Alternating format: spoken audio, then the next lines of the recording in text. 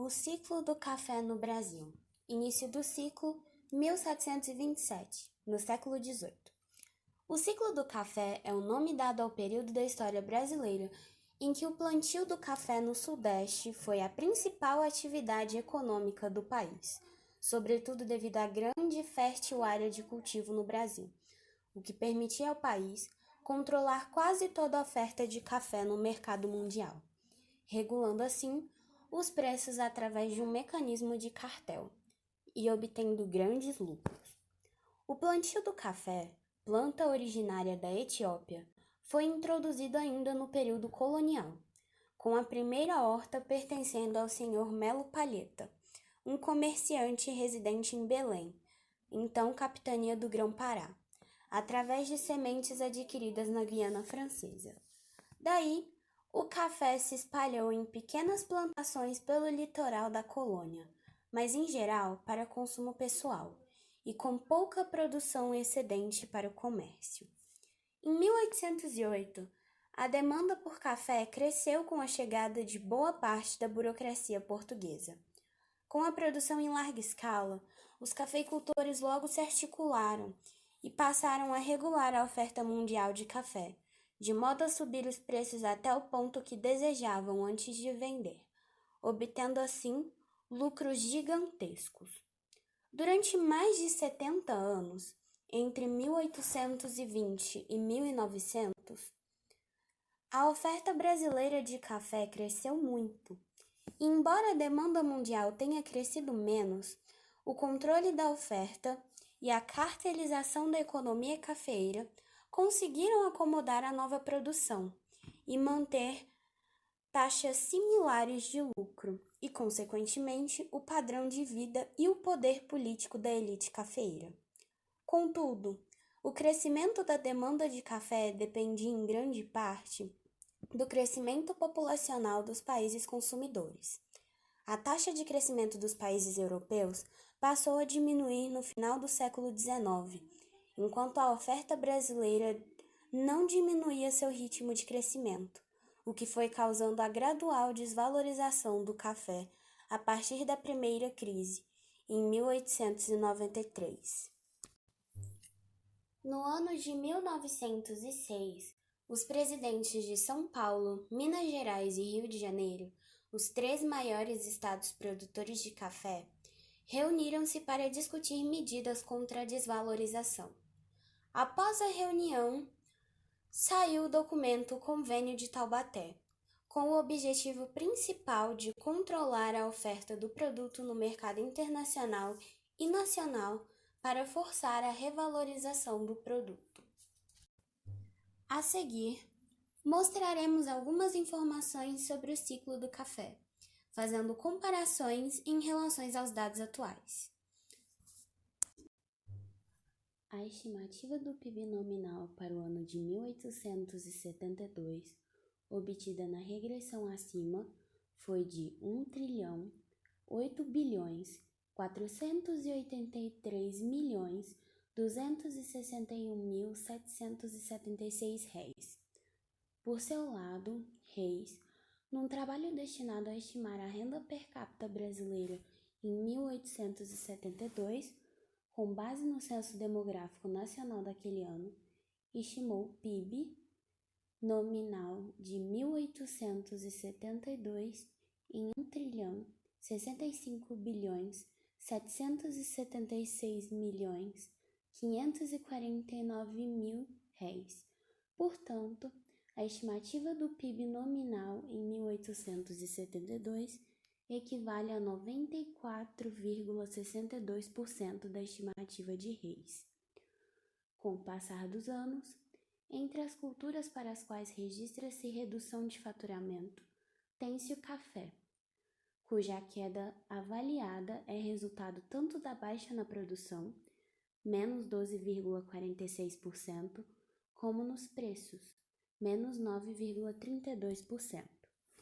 Destaca-se que 2017 foi um ano de bienalidade negativa na maioria dos estados produtores, com recuos significativos principalmente na produção da variedade arábica. Segundo a Conab, Em Minas Gerais, principal estado produtor, a quantidade produzida para a variedade chegou a recuar 20,4% com relação à safra anterior. Já no ano de 2018, o PIB agropecuário cresceu 2,5% no terceiro trimestre deste ano, na comparação ao igual período do ano passado, impulsionado pelo avanço da safra de café. A safra de café cresce 28,4%, ajudada pela bienalidade da produção. Um ano produz mais, outro produz menos. Esse ano foi positivo. O crescimento do PIB no terceiro trimestre, frente ao igual período do ano passado, não foi maior por conta do resultado negativo de outras culturas. Quando comparado ao segundo trimestre deste ano, pela série com ajuste sazonal, o PIB mostrou avanço de 0,7%, ligeiramente mais acelerado que o registrado no trimestre anterior, 0,5%, conforme dados divulgados pelo IBGE. Contudo, o ano de 2019 teve uma queda de 11,72% nos preços reais do café de janeiro a julho, comparado ao mesmo período de 2018.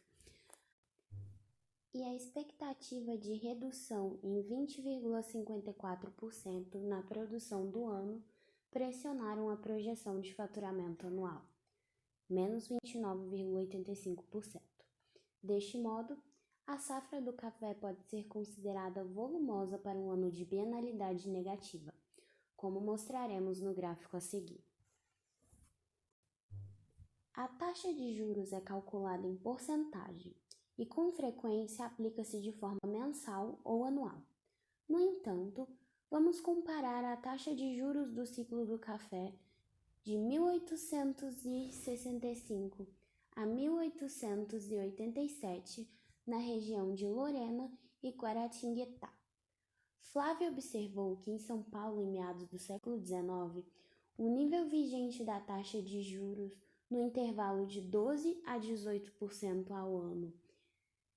Já em Lorena, Renato Marcondes verificou taxas ao redor de 20% para o período de 1830 a 1849 e de 16% para o momento de 1850 a 1872 nos créditos registrados nos intervalos compulsados, conforme a tabela a seguir. No entanto, a taxa de juros do café no ano de 2019, segundo o Conselho Monetário Nacional, as linhas de custeio, estocagem e FAQ cooperativas terão encargo anual de 7% de juros e as de capital de giro e FAQ de 9,5% ao ano. Válido lembrar que o plano de safra elevou os juros em 1% sobre o momento delicado do café em relação a preços e a liquidez. A taxa de câmbio nada mais é do que o preço de uma moeda estrangeira medida em unidade ou fração da moeda nacional.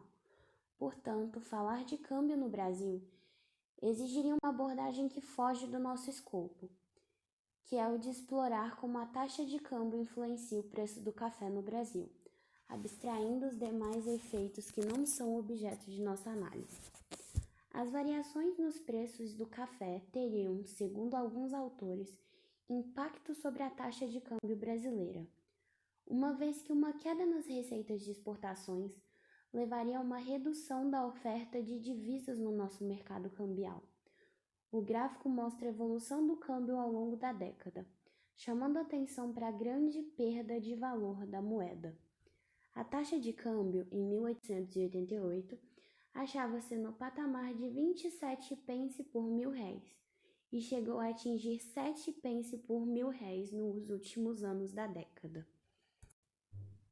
A correlação entre os preços do café no Brasil e a taxa de câmbio, reais para dólar, mostra que entre 2000 e 2007 essa correlação foi muito fraca.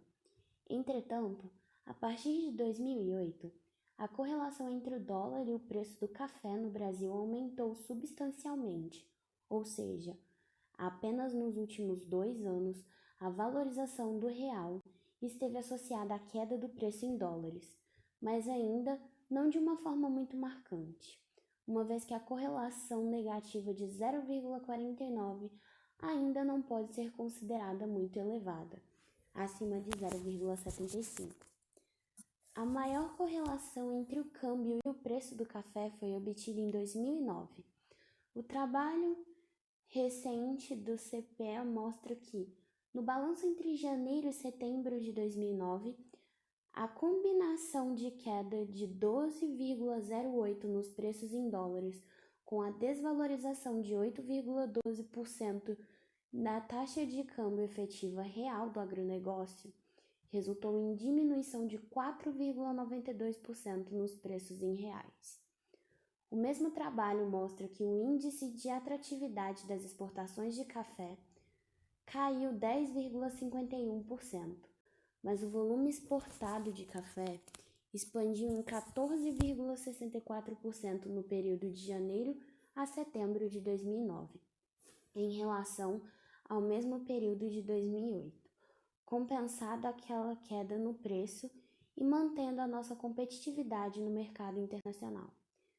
Veja a seguir a taxa de câmbio atualmente do ciclo. Taxa de inflação é o aumento no nível dos preços, ou seja, é a média do crescimento dos preços de um conjunto de bens e serviços em um determinado período. Devido aos anos passados, no Brasil, todos seguimos atentamente a evolução dos mais variados níveis de preço. Quando ocorre um aumento generalizado dos preços, é o evento chamado na ciência econômica de inflação. Uma queda geral no nível de preços é conhecida como deflação. No entanto, com elasticidades, a inflação variava, respectivamente, de menos 0,895 e 1,001. Odiernamente, de acordo com dados do IBGE, a inflação do ciclo do café está aproximadamente de 2,89%, conforme o gráfico abaixo.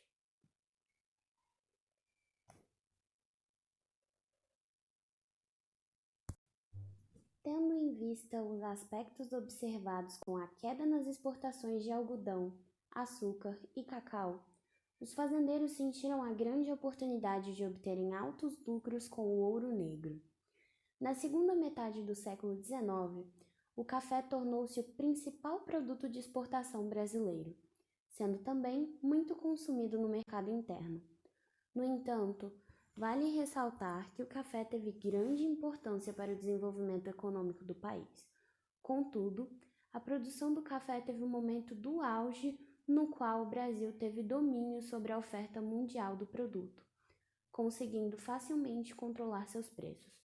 Com isso, obtinha grandes lucros com a venda dos grãos. Porém, teve também um momento do declínio, onde a crise se iniciou. A produção brasileira continuava grande, porém a demanda internacional pelo produto havia diminuído. Isso reduziu as exportações e provocou uma queda no preço do café. Por fim, o café é a segunda bebida mais consumida no mundo, perdendo apenas para a água.